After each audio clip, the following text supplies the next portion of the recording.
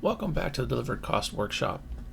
This is our last topic for this short workshop, in which we're going to look at the Stanislaus and get into a much more complex, more real situation in which we want to define different areas across the landscape that we want to do some sort of prescription. And I want to preface that this is not an actual real live set of scenarios, but instead is to illustrate how we can use the batch processing, how we can use the delivered cost model to quickly and efficiently compare a series of scenarios. Now, we've already been exposed to using the user interface, doing zonal statistics, performing the delivered cost modeling by plugging inputs. And this one, we're going to really focus in on using batch processing and how we can help to speed up our analysis and actually keep track of and do a number of different analyses. So we're still going to be talking about travel times. We're still going to be talking about desired conditions, how much we're going to remove, what type of revenues, costs, and incomes, and how we're going to summarize that. But we're going to really focus it from a batch processing perspective. And what we're going to do is redefine our desired conditions.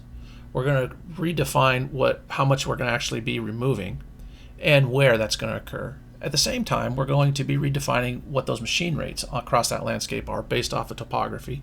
We're going to define some administrative rates based off of ownership and some operation rates for felling and processing and so on and so forth. And we're going to combine those within this batch processing framework to create those cost curves and just do what we did previously in a simple fashion in a more complex way that is, or not a more complex way, but a more streamlined way that can be run within the batch processing interface. So specifically, what are we going to try to do in this last little last topic, and how are we going to implement it? Well, when we're talking about the prescriptions on the landscape, we're still trying to reduce risk. We're still trying to get at fire resilience, but we want to put in some realistic thresholds. And basically what we want to do is harden our pod boundaries, all those areas on the border that look like defensible space, and for a quarter of a mile away from them, we're going to drop the basal area down to 90 square feet. When it's further than within a quarter of a mile away, we're going to use aspect to define what those thresholds will be. And that's because wetter areas on north-facing slopes can hold a higher basal area than areas on southern-facing slopes. We're also going to incorporate deferred areas that we're never going to touch. Maybe it's due to owl habitat, or it's wilderness area, or some scenic byway. There's a number of reasons that we'll never touch those areas, but we're going to define those areas and implement them into the analysis. We're going to also include water distance. Certain areas we have BMPs, and so we're going to define what we can and can't do 100 feet away from the water.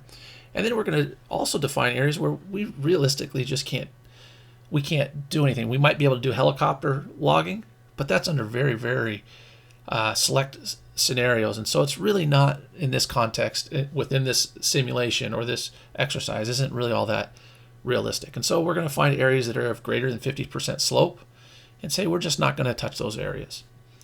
And so then really at the crux of it, what we're looking for is the north-facing slopes, anything between a 290 and 70 degree aspect. And at those areas, we're going to leave 165 square feet on the landscape.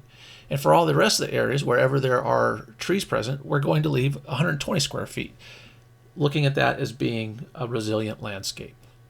Likewise, for delivered cost operations, we're going to set machine rates for skidding and cabling based off of topographic slope. We're going to look at areas that are less than 35% and greater than 35%. And we're going to apply different rates to those areas based off of our known information. And I'm going to preface here again, these rates are made up. We would want to talk to the forest specifically to find out what those rates would be. Likewise, for felling, we're going to apply a different cost per ton associated with felling. And then we're going to attribute other administrative costs. Maybe it's more expensive to administer a sale on public lands than it is private lands. So we're going to implement that too. And we're going to do that within this batch processing, write a series of batch scripts, and plug those directly into our analysis. Additionally, we're going to use the delivered cost model itself. So we're going to build this into it. We're going to change. We've already calculated our travel times, and all we have to do now is change our rates. And so we can do this quite quickly and simply within the form itself. We're not going to do this part specifically within the batch processing. We're going to still use the form just to help reiterate the form, but it is possible to do this within batch processing. So if we step into that exercise, I've done a whole bunch of this for you. And really all you need to do is step through those files. So if we go, I'm going to bring this up in Windows Explorer. And if we go into the workshop directories and we go under Model tab and we go to the Delivered Cost Workshop Directly Models tab, we go to the simplified version, we can see there's a whole slew of batch files. Each one of those batch files references and the files on my disk and provides the right commands to generate these outputs for that simplified example that we currently did. So let's just open one of those up. If we look at the cost batch file, we can see that it's referencing my user location, my documents, and where I stored this in the delivered cost models and simple, and it's referencing the restored areas.bch file.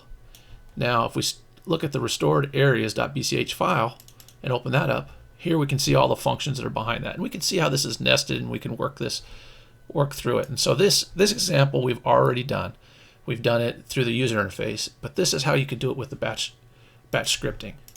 For the exercise that you're going to be working through, instead of using the simple model or the simple folder, we're going to go to the refined folder. And here again, we can see all of our different batch files, how we're defining restoration areas, stems refined, and we can see each one of these different values. Now, for the exercise, all you simply need to do is change the path right here to the soft basal area to each one of the inputs in this open raster statement. And then you can run these statements just as I have run them on my machine.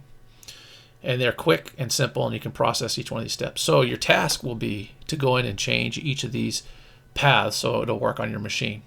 But as you're doing that, step through the process here and look at the different functions. Follow it, make sure you understand it, as that's really the importance of the workshop, is understanding how these tools work and how you can implement this type of functionality within the RMRS raster utility, toolbars, and batch processing, so you can actually take advantage of the delivered cost concept. So once you've built those surfaces, such as the travel times like we looked at, we can just use those surfaces. And that's what we're doing with this batch process. So good luck with your last assignment, and I look forward to hearing from you.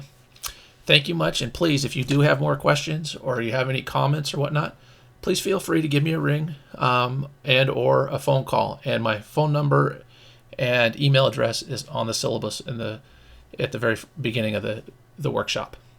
Thank you much. Happy modeling.